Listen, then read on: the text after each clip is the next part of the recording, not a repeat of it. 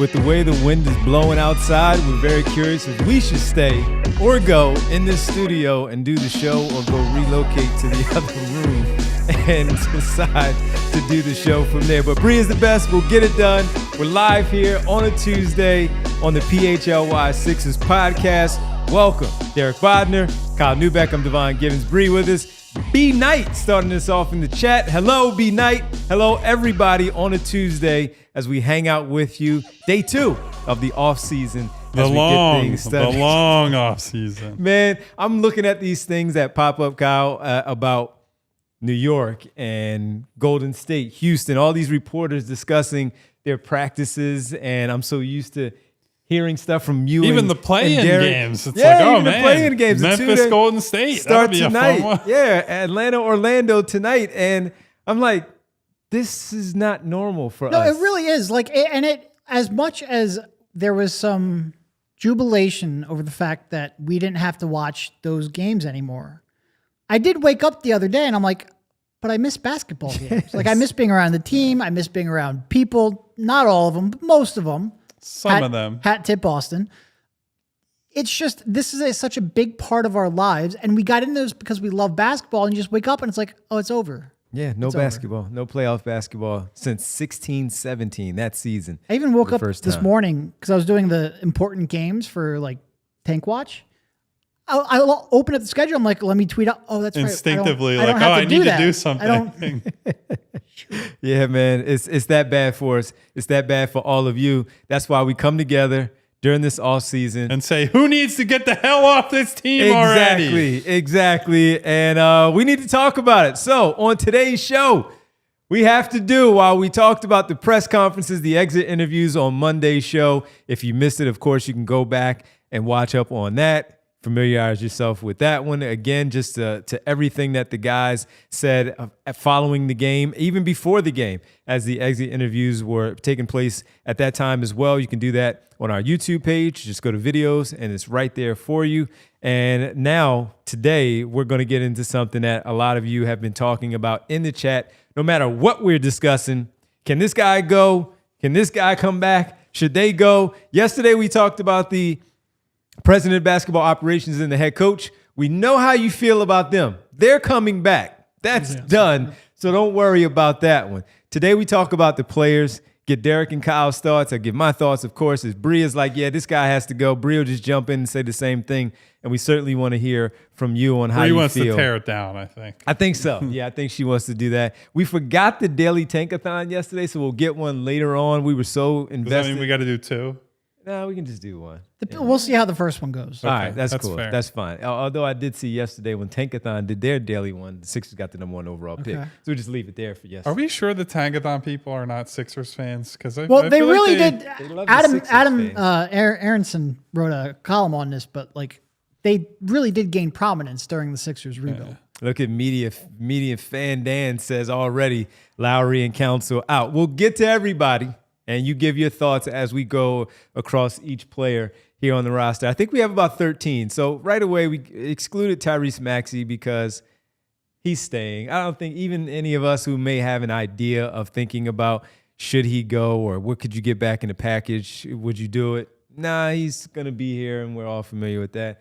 I didn't add Jared McCain on this one either, or Adem Bona when Bree put everything together. So any thoughts there before we get into the other guys that we do have on the roster that we have to discuss? I mean, McCain and Bona.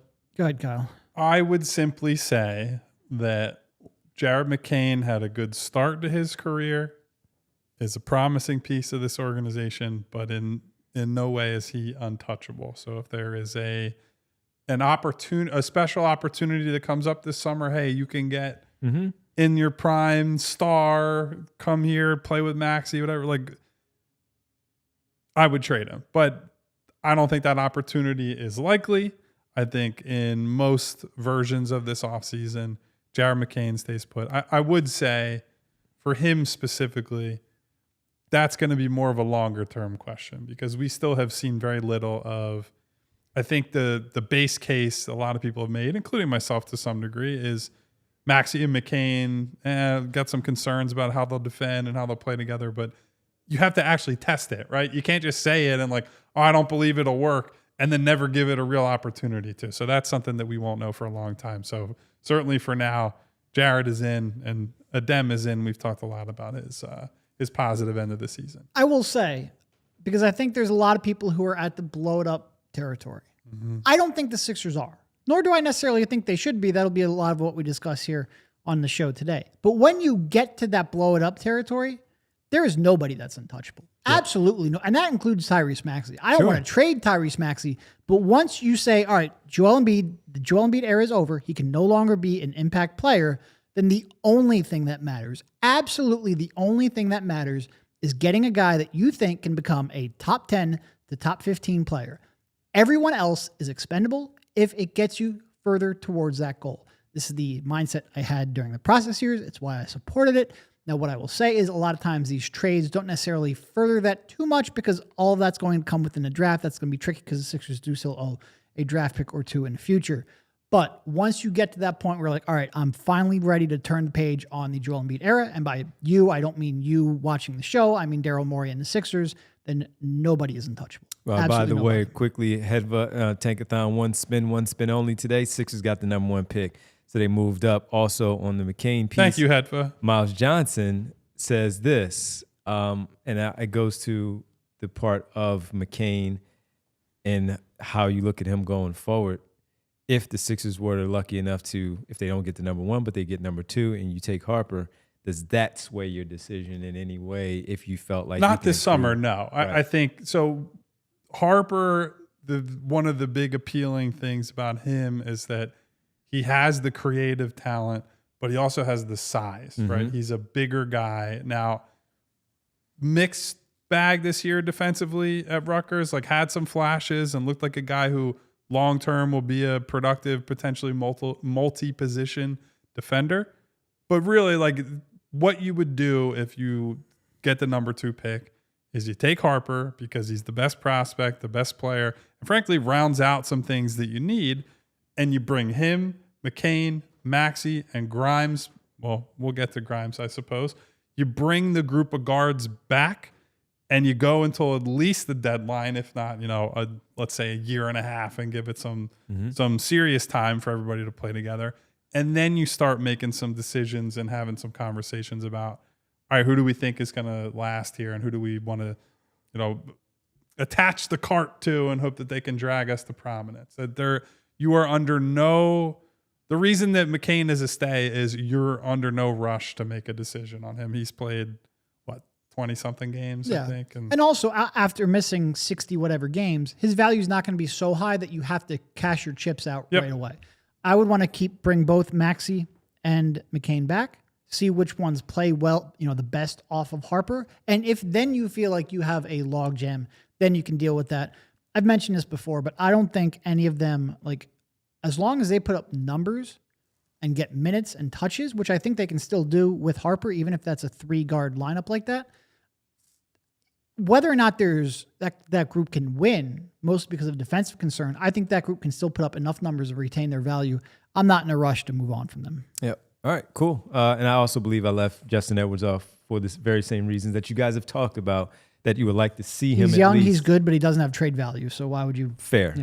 All right, so let's get to the guys and start off with stay or go. And we always ask you to contribute and of course throw your thoughts in there in the comment section. We'll read them, whether it's super chats or regular chats that we see that are very interesting, of course, and we'll read those as well. Bree, let's get started with the very first one that you decide to go with, and let's see who we have up first here on the stay or go. For the Philadelphia 76ers, Kyle Gershon Yabusele. He's a stay, but it is going to depend on the contract. I think there was a period during this season where we sat here and said, man, it looks like Yabu's due for a pretty big payday this summer. The front court flexibility, 3-point shooting is there and all that. I don't think I would give him more than the taxpayer MLE.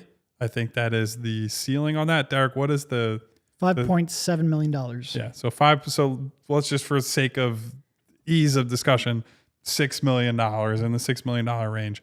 I'm not giving him more than that. So if he decides this summer that getting a bigger payday, and one, there has to be a bigger payday on the table, but getting a bigger payday and potentially a bigger role matters more to him, I'm letting him walk. I would like him as the backup power forward and like kind of swing piece in the front court, where you use him as a 4 and try to lean on him as a shooter, use him as a small ball 5, depending on the lineup. Like I would like to have him. I think most teams should have a player like him with the way the league is set up today. It's just not quite a absolutely have to do it and you hard cap yourself to do it. That's the key distinction. But your walkaway number is around $6 million for Yabu. Yes. And it's a hard, like there, the taxpayer annually $5.685 million. I would not go to $5.686 million. That's a absolute hard cap. You do not go over it. I would not hard cap myself at that first apron for Gershon. And if you use the non-taxpayer, the bigger mid-level, you would hard cap yourself. Under no circumstance would I do that. If he comes back for the taxpayer mid-level, yeah, I'll bring him back. I have actually pretty significant concerns with Gershon. Like, I think the defense is very, very, very problematic. I think it's very problematic at either position, but I do value some of the offensive scheme diversity he can give you. He really is the only big man you have who can stretch the floor like that, who can make pretty good decisions when he is playing that pick and pop big, and then who can at least at times, whether, based on the matchup, slide over to the 4. I don't love him defensively at either position. I don't love him as a floor spacer at the 4 either, because the release is so slow and so deliberate, and you need so much space to get it off. But I think as a small ball 5 for the right matchups, at a 4 when you need minutes and maybe you want to add a little bit more toughness and rebounding, it's very matchup dependent. But at that $5.6 million mark, I'm fine with it. If somebody gives him more than that, you got to cut bait. How many years are you looking at with that 5.6? For like 2. 2 years? I think the max he can get is 3 on the taxpayer mid-level. 3 team option? 2 and a team option. I think that's fair. Yep. Same for you? Yeah. I think we can all see the things he does well and the things he doesn't do well. So if he and his agent are reasonable about what they're looking for, and he is fine with more of a rotation role rather than this year where he was just one of the best guys they had this year, which speaks to the rest of the team. But if he's comfortable with you're the 7th, 8th man and your role might change night to night, I'm completely fine with bringing him back, because I think he is a good guy and like a good locker room presence on top of the on-court stuff. But again, I am not going a cent over, as Derek said, the taxpayer mid-level, because that has severe roster building restrictions. And it's a shame, because maybe you could convince me 2 years, $13 million would be fine. The number's fine. The hard cap is not. Yep. All right. I'm in agreement with them where I'm keeping Gershon Yabusele if the numbers are right. So not much to add there on this particular player. Good player. Like the versatility that he has. The defense is a concern. You just wonder if it's more of a lineup where he's out there consistently again with the better players, that you might be able to hide him on certain things when it comes to the back end help. Yes, Adembona was pretty decent on the back end, but if he has some more back end help, some better wing defenders around him too, would that be a much easier proposition there where you have him out there on the floor? Let's go to player number 2 here on the grid, and that's the other free agent there, and that is Quentin Grimes, Derek. So let's flip this a little bit, because I think we would all like him back. The question is the number. What's your walk away number? Do you have one? Annually 4 or years, just contract? $60 million. I'm fine with that. I was going to say, I think at 15, I'm is okay 20 with million? that. I'm not sure I'm going to 20. No, the highest I got was around 15 for 4 years. If you told me 17, I'd probably be a little uncomfortable, but I'd do it. But once you get into 20 plus, now it's not immovable, right? I don't think it would be immovable. I think the good thing with him is that he's young enough that this, you're not overpaying a role player who had a career year or career stretch when he's 32, right? And it's we have a contender and we just got to bring this guy back. This is someone that has value to you now, works with either of your current backcourt players, and I think potentially with almost any of the guys that you could potentially draft in the top 6, right? There are no real fit concerns. We've seen him play more of a secondary off-ball role. We saw him take on the on-ball responsibilities, play some point. Nick Nurse talked about wanting to, maybe use him there as a backup next season, depending on who is available. So I think it's hard to truly overpay him unless there is somebody out there. I guess the Brooklyn Nets would be the big looming threat with all their cap space. Unless someone is willing to give him crazy money, I think he basically has to be back. But there does have to be a number in mind where they say, this is just too much. Like there has to be a limit. I just don't know what that limit is. Yeah. I do worry a little bit. Obviously he put up 22 points per game here with the Sixers over his 28 games, which is an incredible number. Mm-hmm. And I don't a lot of people are going to be like, those fake numbers. And certainly he's never going to get those touches again. But to do that efficiently, I think there's real value in you are the fourth option tonight, but in 3 days, you might be the number 2 option. Mm-hmm. We need somebody who can scale up and do that. I think that what he did this year should give you some confidence. And because of that, you're probably willing to pay a fourth option more than most teams would. But what you can't do is give a guy $25 million a year and have him come back and average 12 points per game because he just doesn't have the ball. Even if people might like him, if he comes out and let's say for the next 2 years averages 12 points per game and you're stuck with that 25 mil contract, it's going to be real hard to trade him with positive trade value just because he will have had just a 2-month span where he averaged significantly more. So I think you got to be a little bit cautious of that. I don't think his play towards the end of the season is going to catapult him into the $25 million per year range. I'm hoping 15 will get it done. 15 I'm comfortable with. 17, 18, you're starting to get a little queasy. 20, you have a real conversation. But I don't think the price is going to be astronomical. Certainly, when they first acquired him, you're thinking, all right, well, Caleb is making 8. He's probably going to make more than that because he's younger, but maybe $12 million a year. Somewhere in there, yeah. I think that's gone. I think he's certainly getting up to his floor right now feels close to that non-taxpayer mid-level. That's why they should have stopped playing him after a while. It was just costing them too much money. Hey, you were not convincing him or his agent to. He was out there firing away. You were not going, and good for him. Good on him for saying, absolutely, this is the opportunity I have. I'm going to make the absolute most of it. But I think 4 for 60. Yeah, that's right in the comfort zone. And if they gotten that 63, I'm like, all right, whatever, it's fine. I saw what he did, and he earned it. And when you talk about one day he's the fourth option, and on day 4 he's the second option. Hell, he might be the second option in game 4 minutes later because he came off the bench and went off. And when he went off, you decided, all right, you got to feed the hot hand, and the hot hand is the one that's going to carry us tonight. We see it in the NBA all the time where role players, they go off in these games, and these are games where we see where the stars win them, and then you have your role players. He is more than capable as a role player of winning. The question is, did we see him enough with the big 3 to make that assessment that he can do that in that role? That being said, to what you started off with, Kyle, in the very beginning, I want to find out. I don't want him to walk away and say we didn't get a chance to see it. Yeah. I want to see it. I like him enough where I want to come back. I want him to come back, and I want to see if he can level up that way in the lineup with Joel Embiid, Tyrese Maxey, somewhere Paul George, some way, somehow, and whoever that 5th guy might be on the floor at that point. So I would like to see that. So bring Quentin Grimes back. So far between Yabusele and Grimes, it looks like the chat has also agreed that you bring those 2 guys back. The numbers are in there as well. So some good discussion going on with the people in the community there in the chat. It really is wild, though. There's still some mental gymnastics I have to go through when you hear $15 million a year, because you think that's a lot of money, and you're like, oh, that's a mid-level. Historically, that's given out to 6-man types. Now, there's a little bit of a reshuffling now because of all of the limitations that come with the aprons and whatnot. So I think we've spent all last summer saying that middle class is probably going to get squeezed. So you're trying to juggle that as well. But even $20 million, it's not a monster contract by historical the dollars is the percentage of the salary cap is not. It's just how much do you factor in the new collective bargaining agreement and the aprons and whatnot. All right, we're going to take a quick pause. We come back. We'll talk about Kelly Oubre, Andre Drummond, maybe a couple of starters out there as well, bigger names than those 2 that we'll discuss here on Stay or Go, the Sixers edition on this Tuesday, day 2 of the offseason. It's going to be a long one, folks. Hang out with us, though, right here on the PHLY Sixers podcast.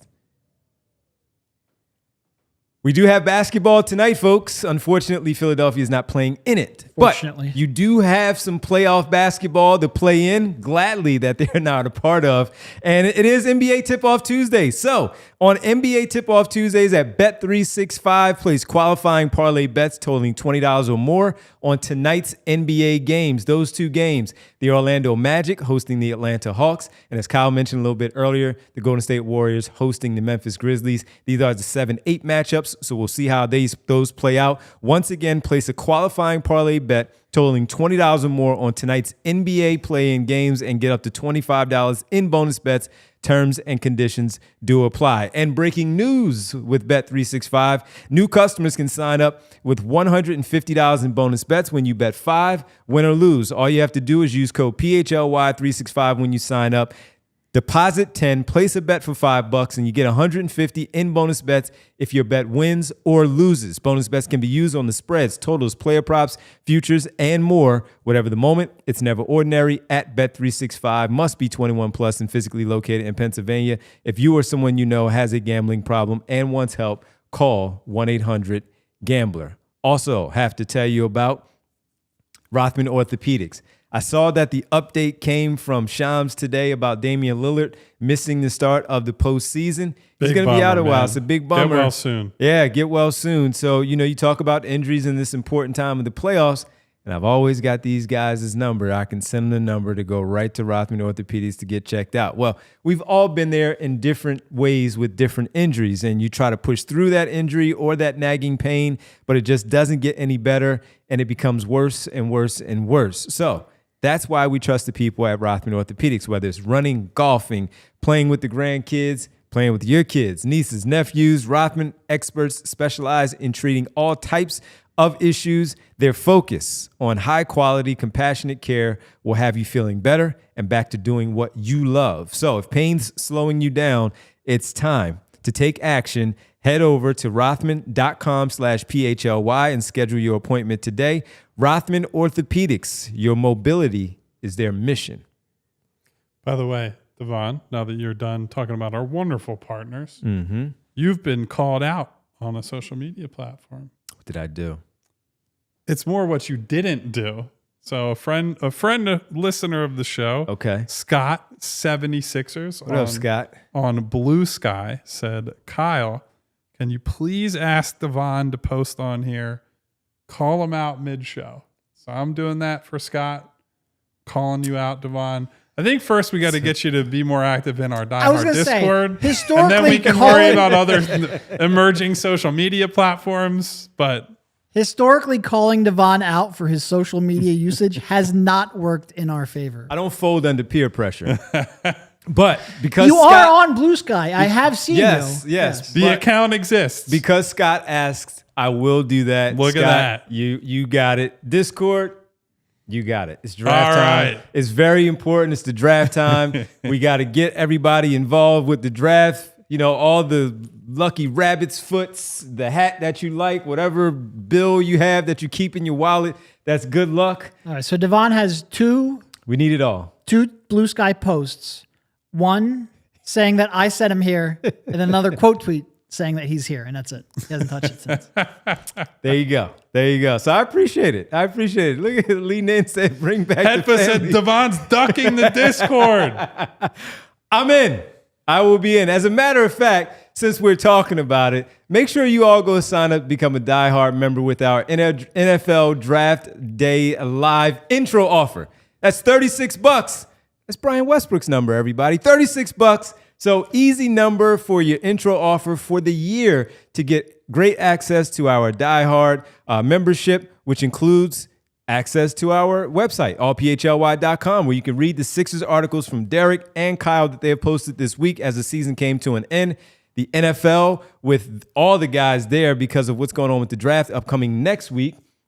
And Charlie is just knocking these stories out as the Flyers have 3 more games to go, one including tonight, 3 more games to go before their season comes to an end, and the Phillies with Jim Salisbury getting things underway. That's allphly.com, $36 intro offer for the NFL Draft Day Live intro offer. Make sure you do that. And when you do that, you get an opportunity to join us here on May 12th for our draft lottery party at the PHLY studios. Hopefully it's not as windy that night. You can come hang out with us. More importantly, you get opportunities like Hedfa just had to tag Devon and tell him to stop ducking in our Discord that I just saw in the middle of the show. Love it. That's how engaged I am with our community. It is funny. I'm going to jump in on the Discord and answer the headphones. Just jumping back to your social media usage, you are on, like, we get texts from you in our group chat all the time with stuff from social media. So it's not like you're not on it. You're just like, no, I've got exactly the number of social media networks I want. Adding no more. Devon's the man of no vices. He's choosing to treat social media as one of his vices. Chill. But I'm in. Anyway. But I'm in just for that Become reason. a diehard. Hang out with us. Hang out with Derek and I at the very least. And Bree posted the other day. That's true. Well, I'm talking about the draft lottery party. I'll be here for that. Live and in person. I'll be here for that when we could all make fun of me and my social media use once again. That's May 12th, right here. Honestly, at the studio. you do it right though. Like if I didn't work in this industry, I think I'd be gone. You would just not see me. I only have them because of work. Yeah. I only have them because of work, and so there's that. Stay or go. Devon is a go on social media. on social. Who's up next? Let's go. Who we got next? Kelly Oubre. Stay or go. Player option, $8.2 million. He said it's a business. When you guys were talking to him with his exits, he did say it's a business. Loves being here in Philadelphia. Loves the idea of coming back once again. And he does have the player option. We don't know if he's going to get that number. We doubt that he gets that number, Kyle, in the open market. But he did say it's a business when he also talked about loving it here. I think he's the single hardest one on the roster for me to figure out a decision on, because on the one hand, he has a lot of stylistic quirks that I don't think are conducive to winning. Number one, the shot is just way too erratic, right? And when you are ideally a role player, fifth option type, even like in an ideal world, you're bringing Kelly Oubre off the bench. He's your sixth man. He's the guy who comes in, gets some more creative opportunities, brings the energy as a defender, and does that. But for, various reasons, he is locked into the starting role. And he's talented enough to be a starter and has deserved to be a starter on this team recently. But I think him being a nailed-on starter is a symptom of the larger problem, which is to say they just haven't had better options. If I could, I would turn Kelly Oubre into maybe someone who's a little bit worse defensively, but a more reliable shooting option. Someone who's in that mold of like 6'7" to 6'8", wing, athletic, can shoot a little bit, and maybe is just not as good or as engaged of a defender. But that's likely not going to happen. So for me, he ends up being a stay because I think all the downside is real for him. The potential negative impact on floor spacing and the black hole tendencies, they are what they are. But I think over 2 years, he has proven, I'm coming to bring my hard hat on defense. I'm going to try to help set a tone there. And I'm going to buy in to what this coach is selling. And I think because Nick Nurse is sticking around and because we've seen Kelly at times adapt his game, which that was always the big knock on him, right? It was Kelly Oubre's talented. Kelly Oubre can do this, but Kelly Oubre plays the way Kelly Oubre does. I think he has adapted enough that I trust him to say, I will bring you back. I'm happy to have you on the roster in some capacity, and I trust that you'll evolve and adapt the way the team needs. Mm-hmm. I don't feel great about it because I think the lack of playmaking you get from him feeds into the larger problem they have with the team, but I think he brings enough to say, and let's be frank, he probably is coming back because of the contractual stuff. Mm-hmm. But if we're just saying, if we had all the options on the table, I think I would still probably bring him back. I look at him and I've always said to you guys and Bree and everybody that his best role is coming off the bench. But because of what things have asked for personnel-wise here, he has fit his role and bought into it, which, Kyle, you talked about. We just didn't know that would be the case when he left Charlotte and they signed him to that minimum contract late in free agency of what was going to happen. But he's shown out pretty well with this one. Occasionally he'll have his Kelly Oubre moments, as we know, and it's okay because it doesn't often hurt them too much. He'll get into that zone that he wants to go off because he is Kelly Oubre and he knows he can. But He plays defense now, and he plays it at a pretty decent level. He does. Seeing it the way he did, especially in that one playoff round against Jalen Brunson before Jalen Brunson started to cook and get comfortable, he was pretty good. He's pretty good. So he's bought into it, and he plays. He's available. That is he's real healthy. thing. I mean, I know he didn't play at the end of the year, but That wasn't him. I'll raise at least one eyebrow Yeah. at how many games he didn't play at the end of the year. Hat tip to the tank. Good job, everybody. But he's available. And when we talk about length and athleticism, he has both when it comes to his wingspan and being a 6'6", 6'7" wing. Out there on the floor with some of the smaller guards, you need that out there. And I would bring him back if he decides to opt in, of course, and take that 8.2. I'm happy with it. Yeah, I'm done. Okay. I'm done. Love And it. And I don't blame you. I So- think that's fair. Part of the reason, he talks about this being a business, so you don't know what's going to happen in the summer. That's only true if you opt out. If you opt in, you know what's going to happen. You're literally under contract, so the business aspect doesn't really matter. It's still business because he took the 8.2. No, but like in terms of projecting what's going to happen in the summer, like he was saying there's some uncertainty because this is a business. Sure. So if he opts out, I do not want to give him a 3 or 4 year deal. I just don't believe in him enough. Yeah. So there's two things that this near-term future unfolds. Either Joel Embiid comes back and you're relevant, in which case a non-shooter I am just done with. I do not want non-shooters on this team. And he made a comment like, I had this like lingering finger thing from Charlotte and like, I'm going to get that fixed. My jump shot's going to come back. I'm like, my guy, you were a 32% three-point shooter before you got to Charlotte. You've never been a good shooter. The way teams can help off of him kills you. And the passes he doesn't make kills you.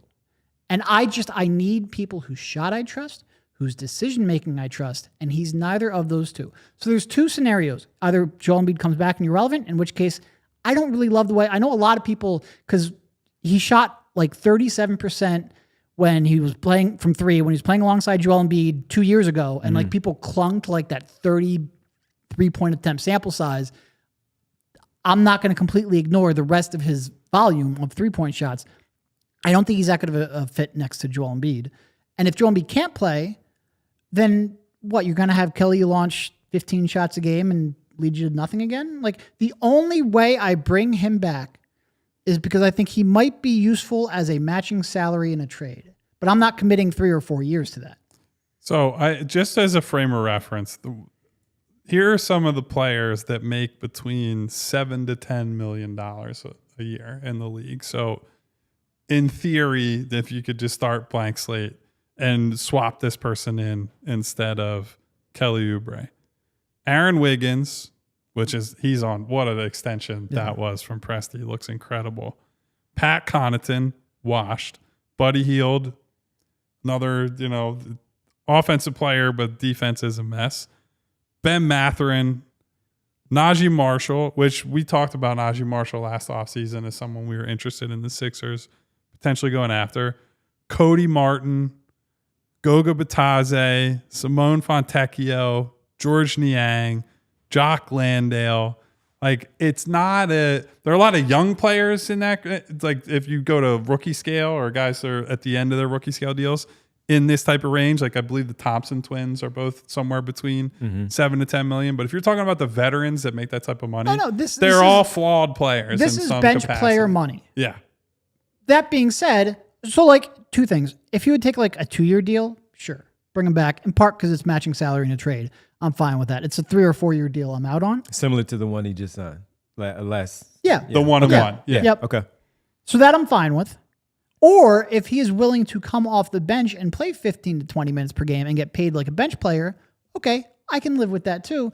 I don't think Kelly's okay with that. In fact, he made a comment at Media Day about a dark period in the season, and the whole season was dark. But he was specifically talking about like the 3-game stretch where he came off the bench because he wasn't doing something Nurse wanted him to. Yeah. I don't think if he's asked to come off the bench for an entire year at 15 to 20 minutes per game, which is a role that I'm comfortable with him playing, I don't think he's going to take that. I'm similarly skeptical that he will do that. Yeah, he's moved past that now. He's no longer a bench player; he's a starter, and he thinks that on a playoff team. Does it matter if you get, let's say, you get Cooper Flagg #1, or if you get Ace Bailey?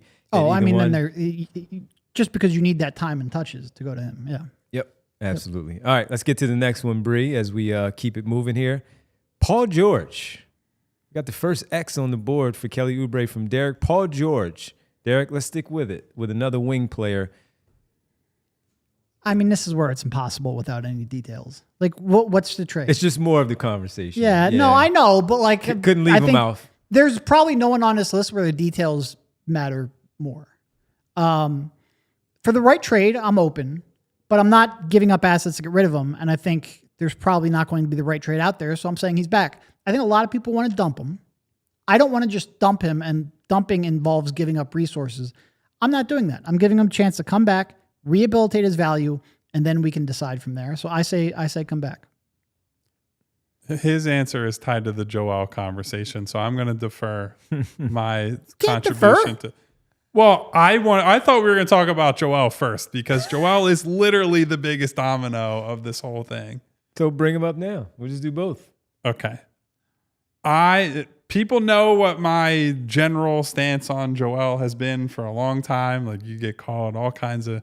It's weird, right? Same thing happened with Ben Simmons. It went from you're an apologist to you're too critical of him. And like, to me, I guess it means I'm doing my job. But largely, I would say I've been pro Joel. I've understood why you try to build around him. He's been an elite talent, MVP guy, all that. And to be clear, I think there is a less than 1% chance that he gets moved this summer. I just don't think it is a thing. But if you had an opportunity to not make like we're dumping him and like attaching multiple pick stuff trade, but like you're moving his contract and basically just starting over and you retain all your picks and stuff, I think now is the time to just say, it's been great. You were an all-time talent. You deserved every accolade, blah, blah, blah. But for everybody's sake, including his, you move on. Because I just think the well is so poisoned at this point on so many levels between the fan base doesn't trust him, right? Like even the people that support Joel, and there are still people who are partially because he's wearing Sixers colors, but also because of his whole journey, there are people that still believe, that love Joel and want him to succeed, that just simply don't believe in this guy anymore.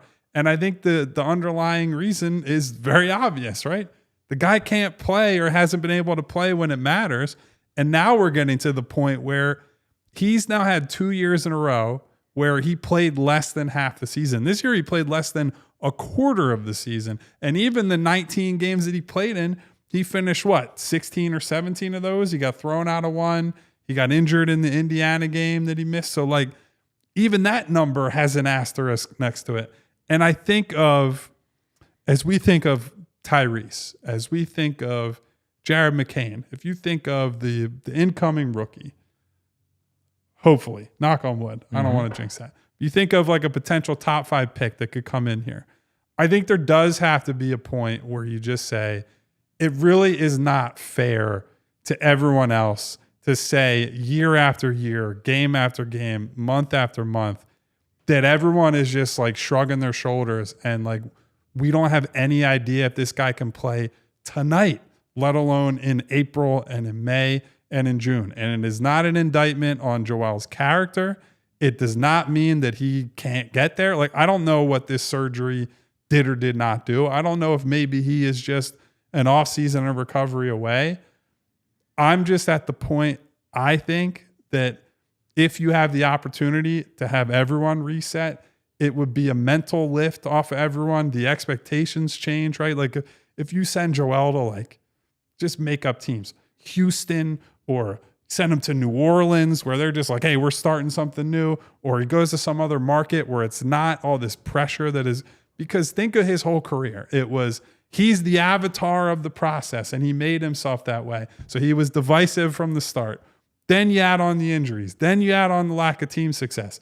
The Ben versus Joel stuff. There's just so much stuff that has accumulated that I don't know how you can realistically or reasonably sit here and say, it's best for everyone to just move forward status quo and hope he gets better. Now that's what they're going to do. That's what they have to do because of the position that he has put them in with his knee, and they signed him to the extension and all that. But I think all else being equal, I'd pull the cord and say, It's just time to do something different. Would you not have said the same thing about Kawhi at this time last year? Kawhi played 36 games. That's what I'm saying, though. Like when he was injured at the Olympics, everyone thought like you can't count on him.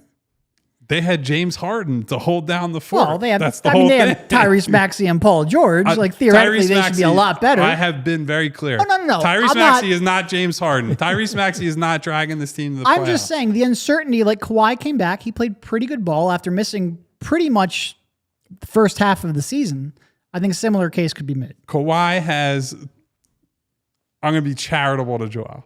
A slightly better playoff track record than Joel Embiid does. But we're talking about reliability with injuries. That's all. All right, let's take a quick pause here. We'll come back. We'll keep it going. Derek, get your thoughts on the Paul George and Joel Embiid I didn't part even of get it. to the Paul George part of that, which I was like. We'll do that when we get back right here on the PHLY Sixers podcast. All right, first up, we're going to tell you about Empire Today. Just like your favorite team needs a home court advantage, your home needs a home floor advantage. And Empire Today can help you get it. Empire Today has flooring experts, dedicated flooring professionals who focus on flooring every single day.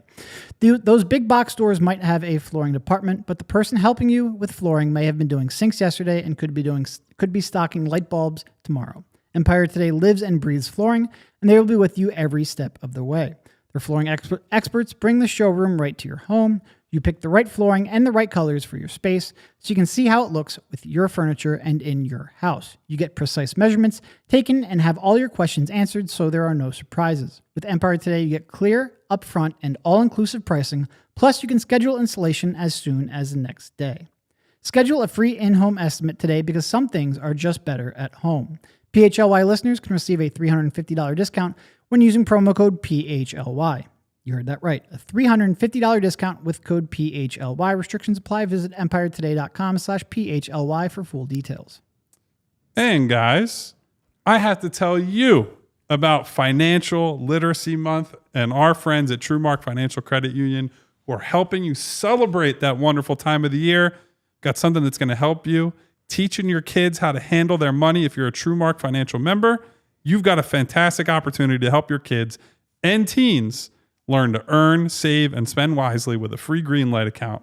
Greenlight isn't just any app. It's a game changer for your kids, whether they're setting savings goals, learning how to track their spending, or even getting their allowance. It's all right there at their fingertips. And get this, each kid gets their own debit card. That's right. They can make purchases, learn how to budget, and build real-world money skills while you stay in control from your phone. Got the great parental controls there, right? They got some money and they got a card, but they can't get too crazy with it. So you get the peace of mind and they get the chance to make smart, responsible choices with their money. So if you're looking for a way to teach your kids some financial plays this Financial Literacy Month, can't recommend it enough. It's like training for life's biggest game. Head over to TrueMark.com/Greenlight. Get all the details and sign up today. Don't miss the chance to set your kids up for financial success. Welcome back to the PHLY Sixers podcast here on the Tuesday. Derek, your thoughts on the Paul George, Joel Embiid combination? So I just want to make sure I have Kyle's stance right. It's not that he was clear that he doesn't think it's going to happen. In fact, he's sure it won't happen. Mm-hmm. And he doesn't you're not just trading him to get rid of him. No, I'm what. Not. You're in saying any scenario if a team will take him, if you would take contracts, all right, we're going to take a couple of players that let's just say mid-tier players and combine those contracts into Joel Embiid. You keep all your picks. You're not bringing on I would do it just as a reset. And to go back to the Kawhi thing, Kawhi has also only played 4 playoff games in 3 years, right? That's what I'm saying, he's a positive outcome. He's they got the 6th seed because James Harden and Zubats and these other guys got them there, but he's gotten hurt in the playoffs too. Sure. It's not like this is, again, it's a similar problem. And Kawhi has been, there are people in the chat who are like, he was slightly better in the playoffs. Yes, it was tongue in cheek. Kawhi Leonard has won multiple titles and was by far the best player in the playoffs in a playoff run in a way Joel has never been. The whole thing for me is just, I don't believe in the knee improving. I just, nothing that I have seen, that I have heard, or have any kind of evidence for suggests this is going to trend in a positive direction. Now that could change as of October and November, right? But I just don't think the trust is ever going to be there regardless. And so I'm just I think it has to be time if you could do that, but you can't. So now we just sit around and pray. No, and to be clear with the Kawhi thing, and I said this in the chat, but I'll say it here too. My comparison was not them as players or as a playoff track record or how they approach anything. My comparison was only if you went back to not this time, a little after August, September of last year, the medical prognosis and the projection for Kawhi was dire. So that was literally the only part of the comparison I was making. I do think, first of all, I don't think you're going to be able to dump him this summer. No, so I think this is all theoretical. Not. It's an academic discussion because it's not happening.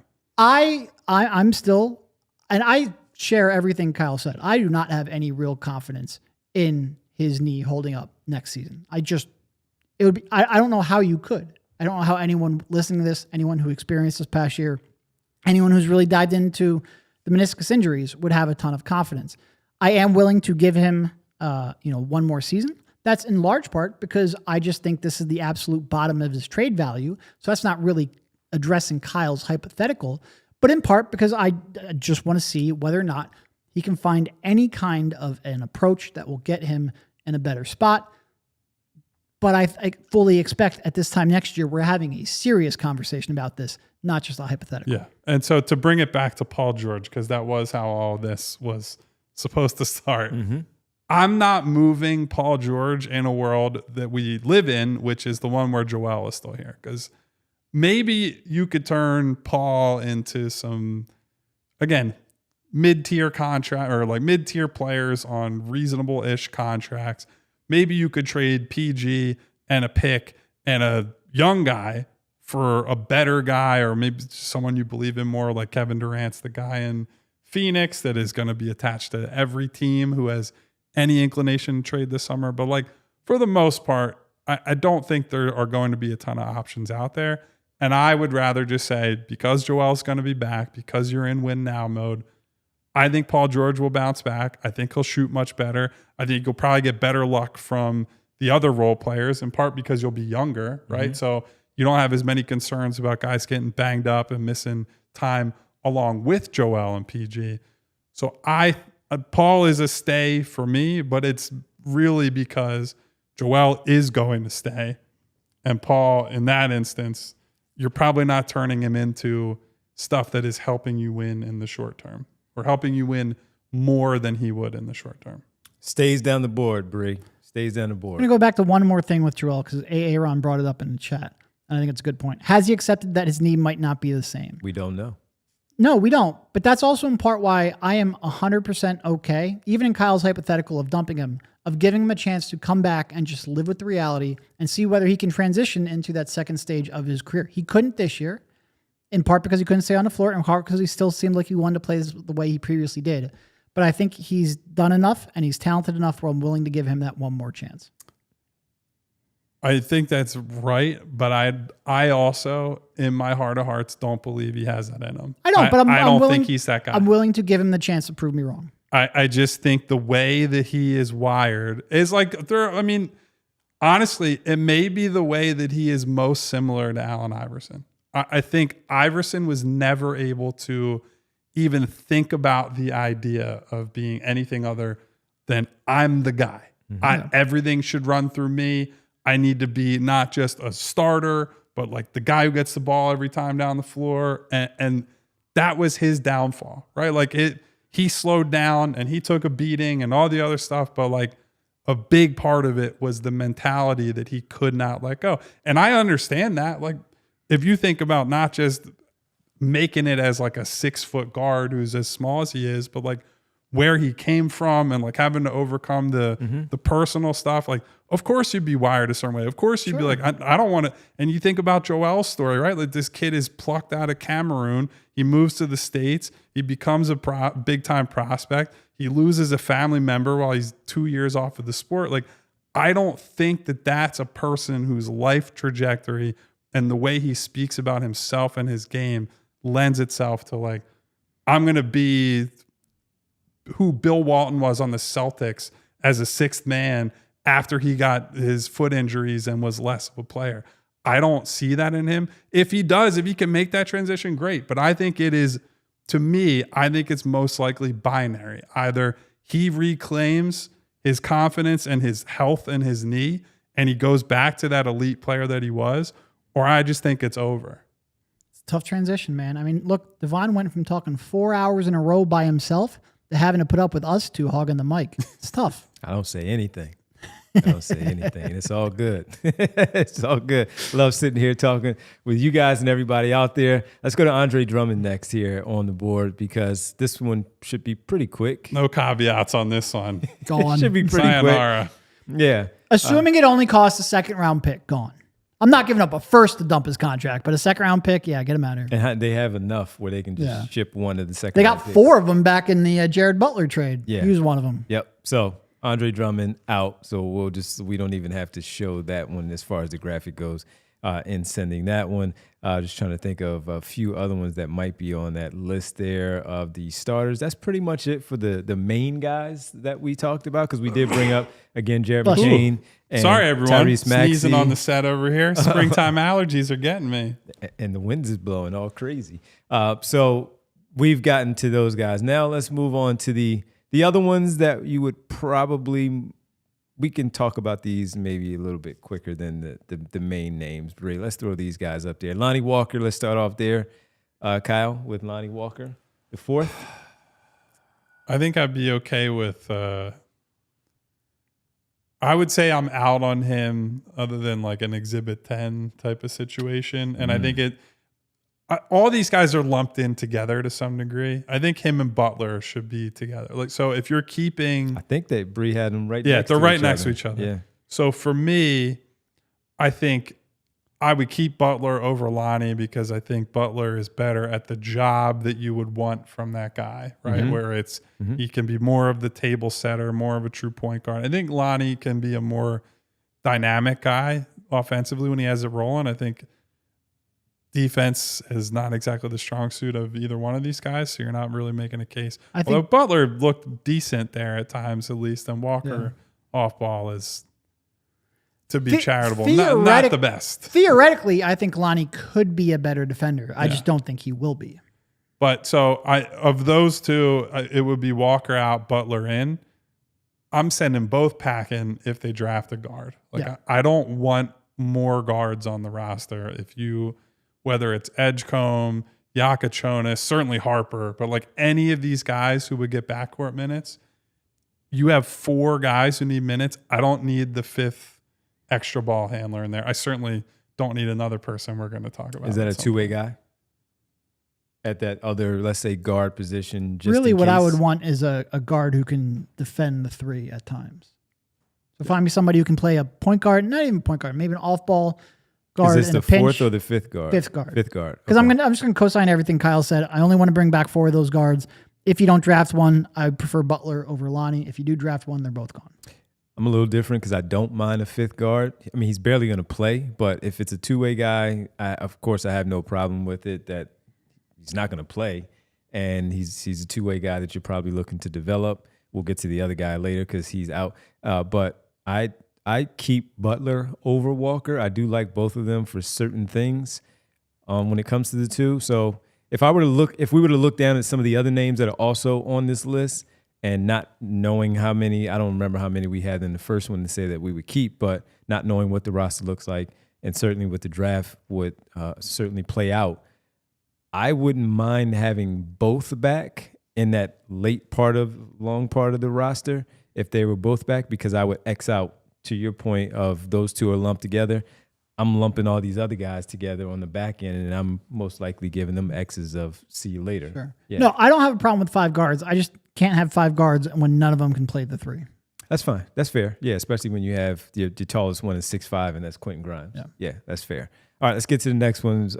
Bree, this one's going to hurt to see him go, but he's got, Derek, go get him, Rick. You go get him elsewhere. Go get him elsewhere. All right. I feel bad. Like, again, Good kid.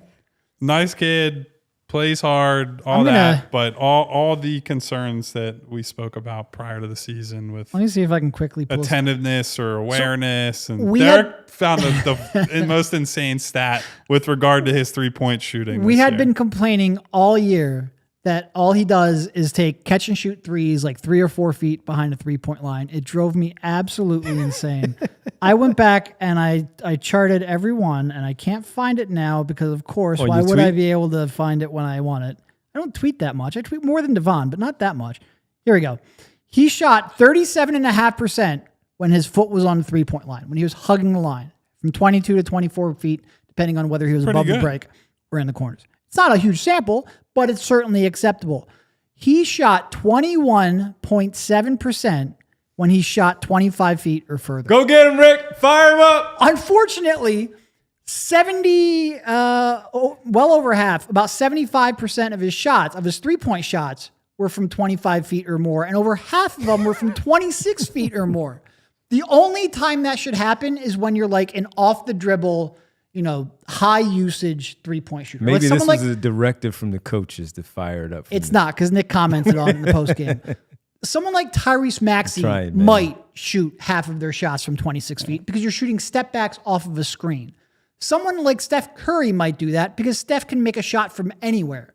Ricky Council should not be shooting 11 for 43 on 26-foot 3-pointers. You just should never do that. He shot 32 27-foot 3-pointers. It's insane. It's insane.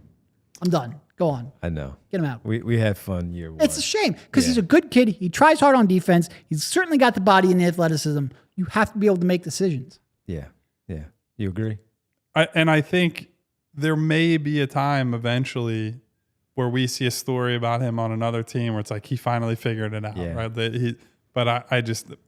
I think, and frankly, I think if we look at his track record here, he might just need to get that snap too of like, hey, you're off the roster. Because when he gets sent down to Delaware and it's like you got to play a game down there, typically the next game or two after he comes back, and he had a couple of those this year, he was focused, he was locked in, he was taking better shots, making better passing decisions.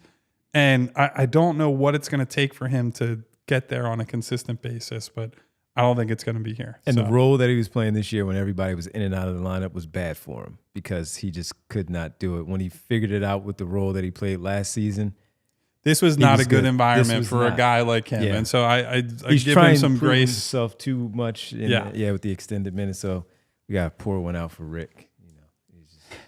Pour one out for Rick because we all agree. Damn, sorry, Rick. Got to go on that. Who we got next, Bree? We're losing friends of the pod. I know, by the way. Man.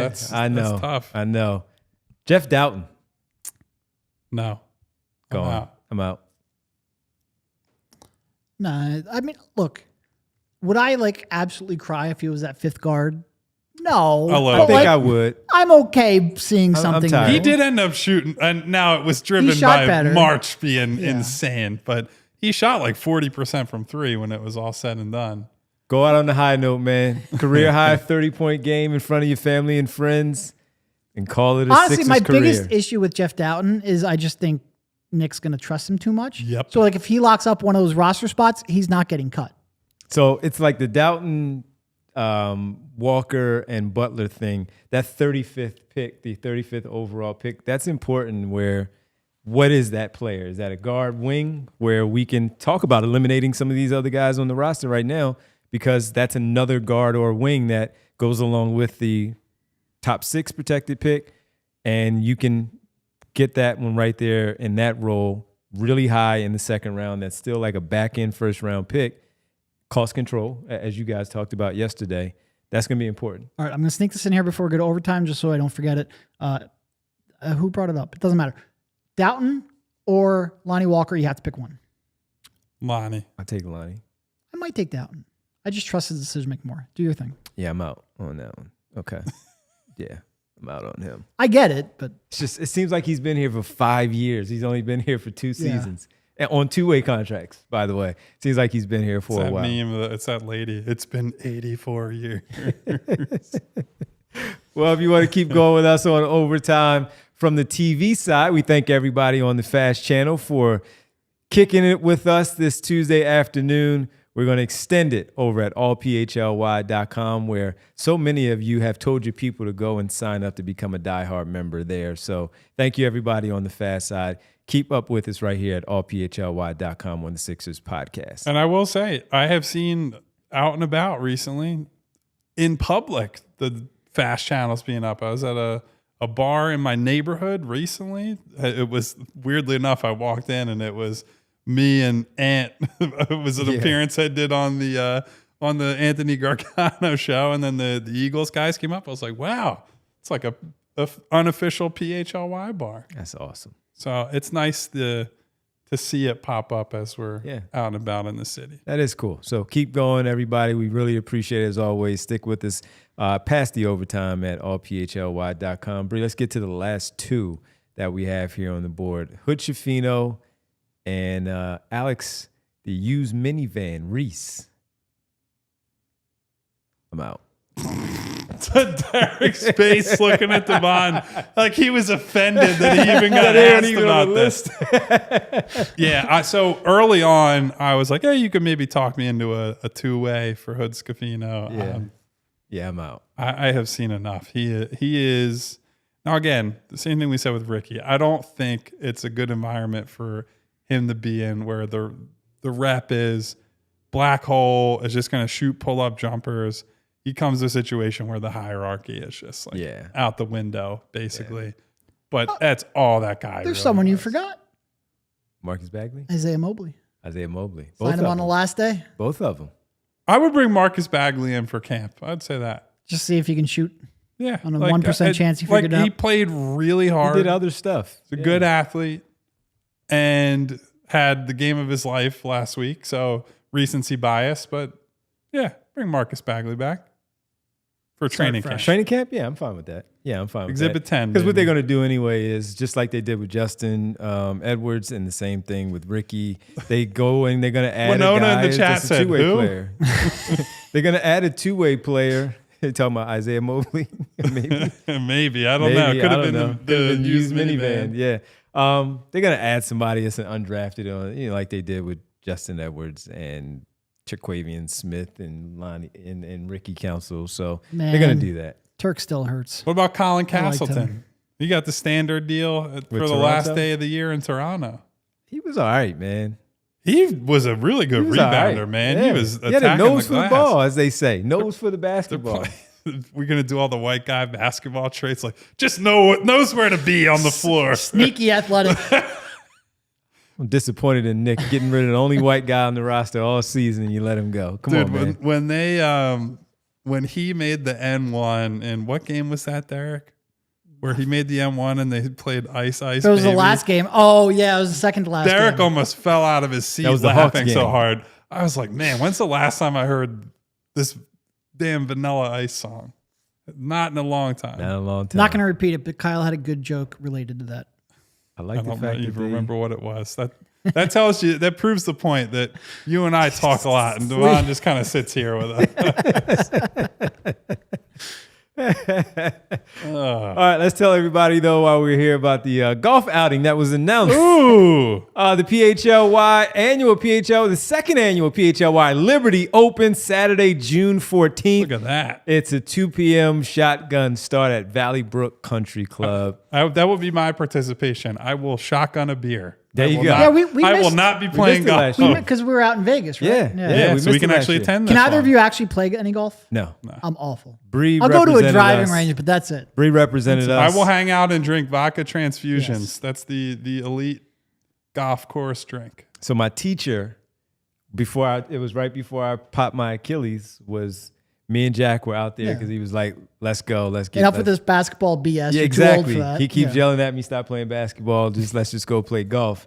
And so I was talking to him about it earlier. He's like, we're out, we're going, we're in. So Jack will be there with us. He's gonna come hang out with us. Can't wait to see Jack. Unless we're in the NBA Finals, and that there might be a game day or something like that. For those confused by the context switch, "were" means the Knicks. Yes. Yeah. Whatever team he's on, it's a week kind of thing. So, that's the Open. Go sign up. Go to our events page on allphly.com. Come hang out with us. Sign up. Bree, they gave out some pretty cool like swag last year, right? Yeah, I went last year. They gave Stanley's out. It was a lot of fun. Ooh. Huh. And other stuff too. I just don't. They gave like a goodie bag of like snacks and what do they give? Like teas and balls and stuff. Yeah, Nice. it was a good time. All right. Well, sign up. Come hang out with us. Valley Brook Country Club. It's one of Jaws' places. It's pretty cool. It's pretty cool. And I'm not a good Jess golfer. said she'll go just to drink with me. All right. If you go, even if you don't want to golf, I promise I will have a. Well, I can't say I'll promise I'll have a drink with all of you because that might turn into I get put into the hospital situation. But It's a I Saturday. will drink alongside many of you. How about All right. that? You got to wear your golf gear. Share some beverages Got to wear your together. golf gear. What else we got, Bree? We got the summit coming up Thursday with Anthony Gargano, Fran Duffy, and more. Join us We will be there. Thursday at JD McGillicuddy's. What is it? 111 Cotton Street in Manayunk. It's the draft day live. So the draft is not until next week, but the summit, the guys are going to be there to talk it over with everybody as we get ready for the big, as Derek said yesterday, it's a big draft for the Birds. They got to fill out the roster, man. A lot of guys left. Got to A fill lot out of the picks, roster. too. A lot of picks over the next 2 years. A lot of picks. I did see that they spoke earlier today, and Zach put out a tweet of Howie Roseman saying they do not have 32 first-round grades on players. So you know for him, he will trade. He will make a trade. That's either up or down. But you want to hear from Fran about these players. Maybe you want to move up and acquire one of these players. The Draft Day Summit, that's in Manayunk at JD McGillicuddy's on Thursday as well. So we have that. And hockey draft, the NHL draft lottery, that's on May 4th or 5th. Stay tuned for that date to get locked in. And we got you covered right here at PHLY. A couple of real fast news and notes, guys, as we talked about a little bit yesterday. South Carolina's Colin Murray Boyles, projected top 10 pick.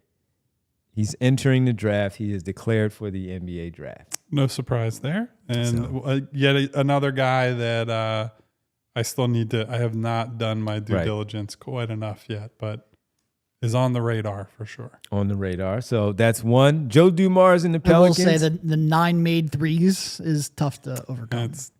The shot looks okay. Like there's no major mechanical Well, problem, luckily, but everybody you do gets need to to make the shots. Everybody gets to Philadelphia and gains confidence in their shot. That's definitely a thing that happens all the time. So he might do that here. He might get an opportunity there. Joe Dumars and the Pelicans, we talked about it yesterday. Looks like they're finalizing a deal, according to Shams, earlier today for the Hall of Famer to become the president of basketball ops. But then saw something from a guy that you guys know. How do you pronounce his name? Shamit Dua, who does some Pelicans. I believe, yeah. Yeah, Shamit Dua said that in his reporting that the Pelicans, he had reported on the Dumars thing earlier, but he had also reported that from ownership, quote, will mandate Dumars to trade Zion, end quote. That might be a whole show. Just saying, news and notes. I But I forgot. interest you in another generational talent who also is never healthy. I forgot just how long, until I looked it up yesterday after the news broke, how long he was in Detroit. He was there for 14 years. Yeah. Like, I knew he was there for a while, but like, I mean, it buys you some time when you have the success they did in the Two early championships. 2000s. GMs just don't stick around for 14 years anymore. Just No. way more turnover. Well, he Here's what I will say. built up some good. If the Pelicans win the lottery, I'm turning my eye toward the team that within 24 hours of firing somebody, hired somebody directly out of the league office. Conspiracy Kyle's on the case. That's all I'm going to say. Also, we had Good call. something to file away for another day. Okay. We had Brian Knight B Night. in the chat say, when is the Marvel characters draft? Stay tuned. That is definitely August and September. Yeah, we will be doing content. shows in August. I am more up on my Marvel stuff right now because of playing a lot of Marvel Rivals recently. But Yes. there will be prep work done if we ever do something Yes. like that. Yes, I have one that will go very high on my draft board for the Marvel draft. So stay tuned for that one. If you ain't taking Hulk #1, you don't know what you're doing. So All right, all final I'll one. The Mavs GM Nico Harrison had a press conference today where he also had a press conference today where they had select members invited, no cameras, no audio allowed during that gathering. And just wanted to get some media guys that write and do this for a living, just some thoughts on something like that, especially following still such a controversial 3 months later trade that he made with Luka Doncic. Yeah, it's weak as hell. What are you doing? Like if you are going to try to make something of that magnitude, you have to be willing to talk about it. I just love it. Weak as hell. So I'll go a little deeper on this. I will say the general concept of like a off the record meeting with whether it's a team personnel, an agent, whoever it is, that in itself is not problematic. There's a time and a place for it. There is a time where it's like, hey, if it's just a sit down, like you have a lunch, you're just like before a game, whatever, like that's a thing that happens around the league, right? But those are conversations that they generally stay between whoever the person is, let's just say an executive, and the parties involved. So the reporters, they're not meant to be, you talk about this, you report on this. This Nico Harrison thing is weak specifically because it's trying to have it both ways, right? It's like, oh, I'm going to talk to you about this, but I won't let you record anything because I don't want the specificity of it to get out. So you're relying on the people who are there to have memory for like, I don't know if it was an hour and a half, whatever it was, to basically recall all from memory really important conversations and questions that you're having with this guy about a franchise-altering trade and series of decisions that were made over the last few months. So it reeks of a guy who just does not really want to be held accountable. Unfortunately, to the credit of the Mavericks media, they're all basically saying, yeah, this is bullshit. You can't do this. And like, if you're going to have a sit down, you're going to have an on-the-record session with the media, it should be able to be recorded so that we can accurately describe and tell the people where you're coming from.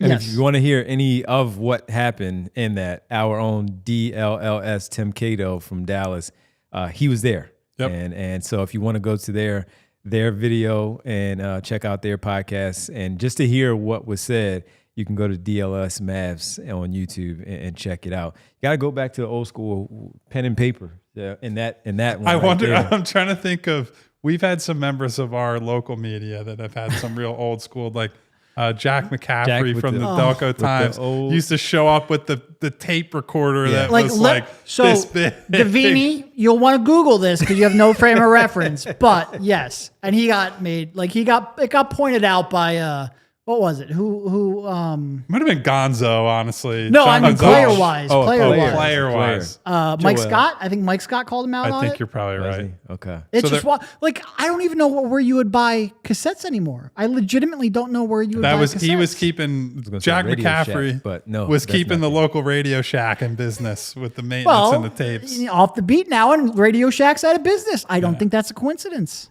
Tom Moore was one that used the still shorthand, right? Didn't yeah, and so like Gordy Jones is another guy. Gordy still does. He takes the written Great notes. reporter. Shout out all of them. I do think there is value to the written notes as you're listening to stuff, because I find myself, I wish I had written that down as I'm like doing some other stuff. So this is I'm not casting any aspersions on anybody. Little aspersions. A little on the tape recorder from Jack, but Love the it, Jack writing Mac. stuff down. Tom and Gordy, I still support that. I back that. This tape recorder was massive. It's hard to even wrap your mind around. Well, it was like 6 iPhones taped together would be the size well, and of the it. best is then he'd go back into the press room and like to listen to it, you'd hear the tape rewinding, like that screeching sound. Oh, nails on a chalkboard. Jack anyway, is the best. By the way, his brother back at Penn as the head coach of the Penn Quakers. There you go. Fran McCaffrey is going to take over the head coaching job there for Penn. So that's all I had there for the news and notes to end the show. Also tonight again,